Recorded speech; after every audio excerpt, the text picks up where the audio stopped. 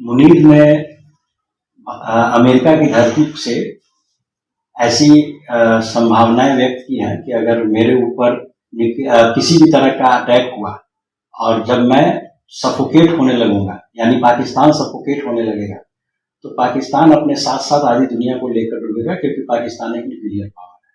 मुझे लगता है पाकिस्तान विगत कई वर्षों से ऐसी धमकियां देता आया है और न्यूक्लियर थ्रेट हम अब सुनने के आदी हो गए, यानी भारतीय नेतृत्व सुनने का आदी हो गया है।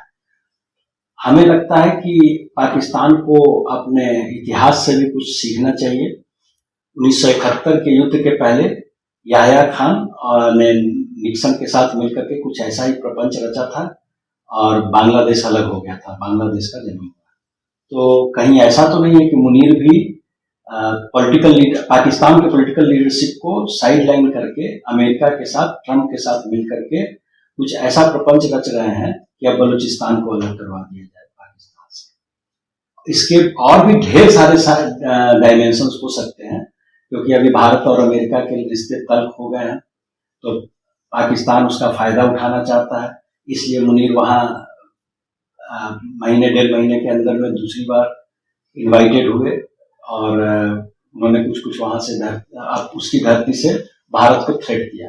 अभी मई 7 से 10 2025 के बीच में भारत और पाकिस्तान के बीच में एक लिमिटेड वॉर हुआ और उस वॉर में पाकिस्तान ने फिर से मुंह की खाई। पाकिस्तान के बहुत सारे एयरबेस तबाह कर दिए गए, बहुत सारे आर्म्स एंड एम्यूनिशन का नुकसान हुआ। ऐसा कहा जाता है कि हजारों ड्रोन उसने हम पर दागे, जिसपे 90% से ज्यादा ड्रोन उसके तबाह कर दिए गए। इस सब के बावजूद भी पाकिस्तान कोई लेसन सीखने को तैयार नहीं है कि भारत के साथ उसे किस हद तक जाकर दुश्मनी मोल लेनी चाहिए। वो खुद भी ये बात कह रहा है कि भारत एक चमचमाता मर्सिडीज की तरह है, जबकि पाकिस्तान एक वॉर्न आउट ट्रक की तरह है जो ग्रेवल से भरा हुआ है। और अगर ये मर्सिडीज और ट्रक में टक्कर होगी तो जाहिर है कि नुकसान ज्यादा मर्सिडीज का होगा। मतलब हम एक बड़ी अर्थव्यवस्था है और इसमें कोई शक नहीं है कि भारत एक रिस्पॉन्सिबल न्यूक्लियर पावर है। भारत बखूबी समझता है कि उसे क्या बोलना चाहिए, कहाँ कितना बोलना चाहिए, जबकि अमेरिका आज तक ये पाकिस्तान आज तक ये सीख नहीं पाया है। तो ऐसे में पाकिस्तान कुछ भी बोले, उसका डिप्लोमेटिक और मटेरियल नुकसान पाकिस्तान का ही होना है, भारत का कोई नुकसान नहीं होना है। भारत वेट एंड वॉच की पॉलिसी रखता है और भारतीय नेतृत्व भारत अपने आप में पूर्णतः सक्षम है पाकिस्तान के किसी भी तरह के